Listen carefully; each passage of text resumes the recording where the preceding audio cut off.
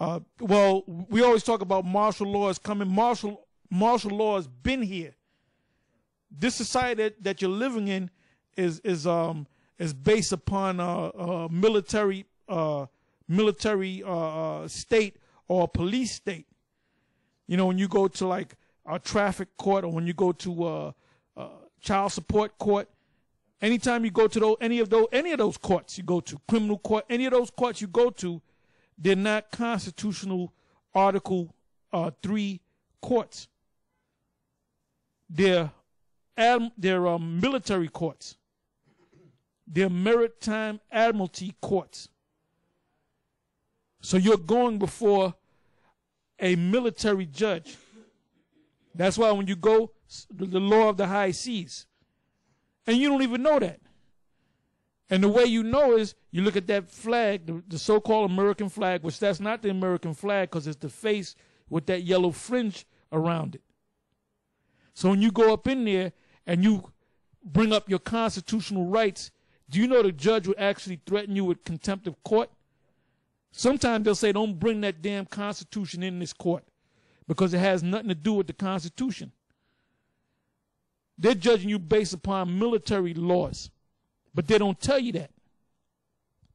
All right, let's read that. Yeah, this is from a webpage, USA Flag site.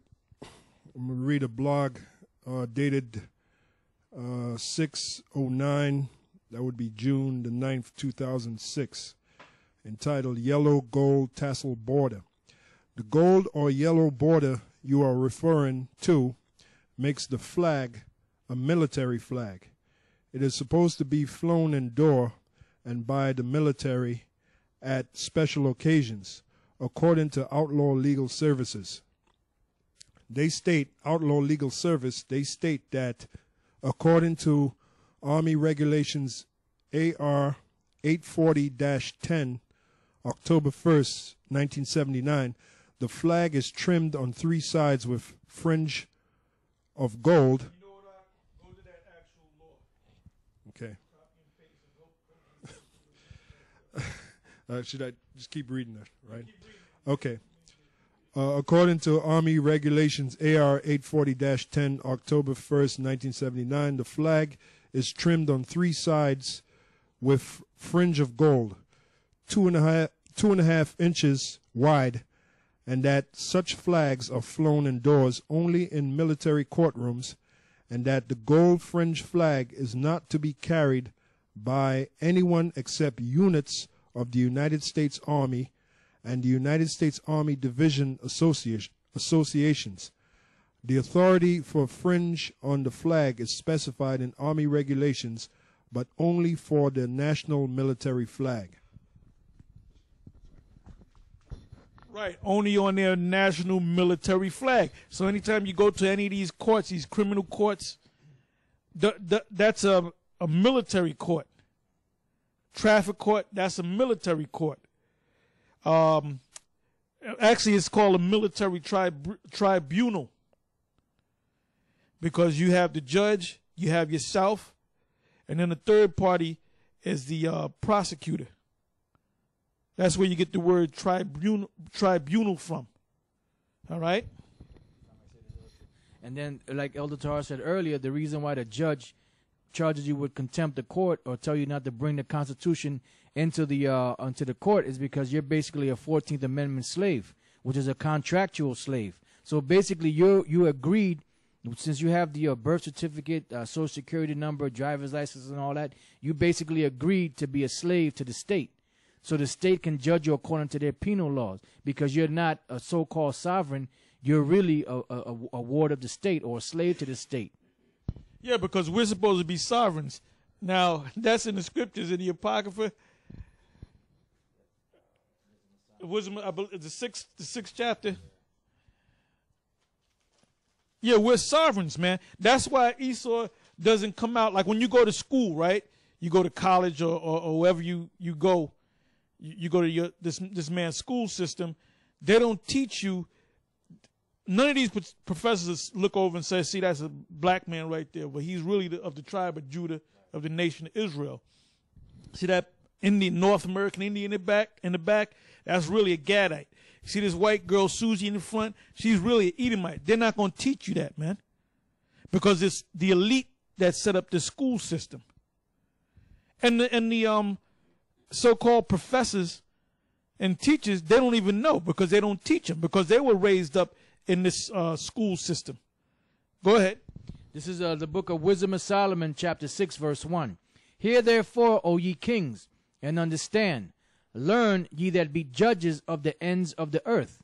Give ear, ye that rule the people, and glory in the multitude of nations. For power is given you of the Lord, and sovereignty from the highest. Who shall try your works and search out your counsels?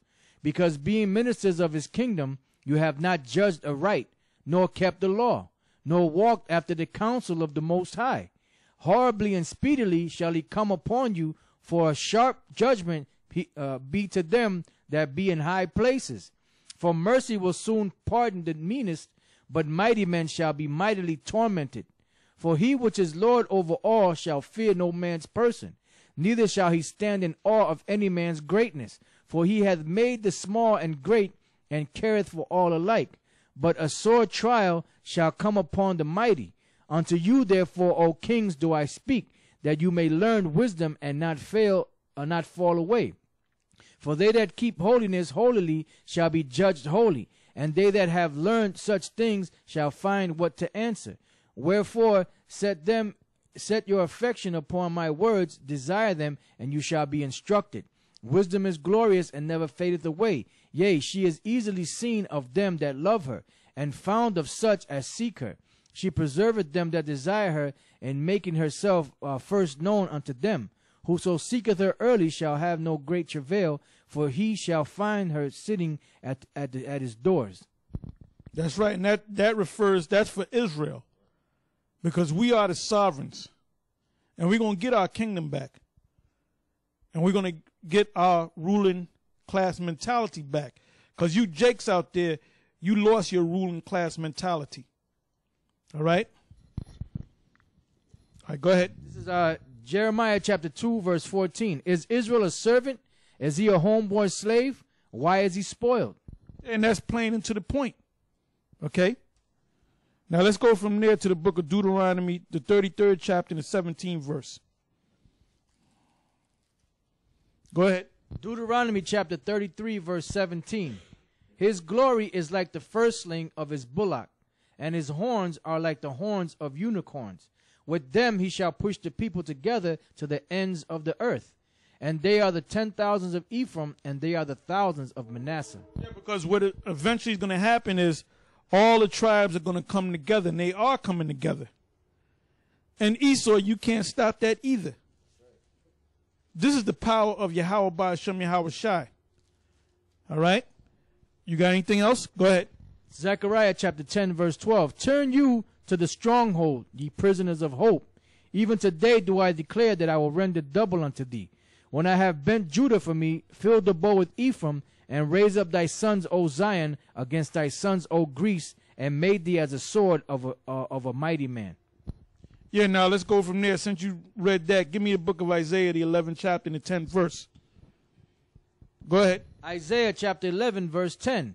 And in that day there shall stand the root of Jesse, which shall stand for an ensign. And in that day there shall be a root of Jesse, which shall stand for an ensign of the people. To which shall the Gentiles seek, and his rest shall be glorious.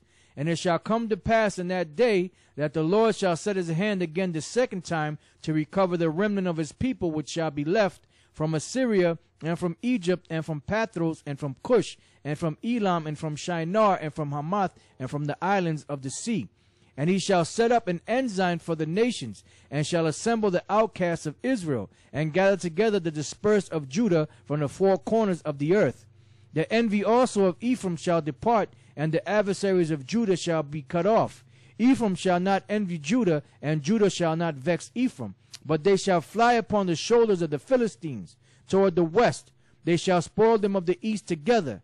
They shall lay their hand upon Edom and Moab, and the children of Ammon shall obey them. Yeah, so that's plain. So what we're going to do, we're going to jack these other nations up.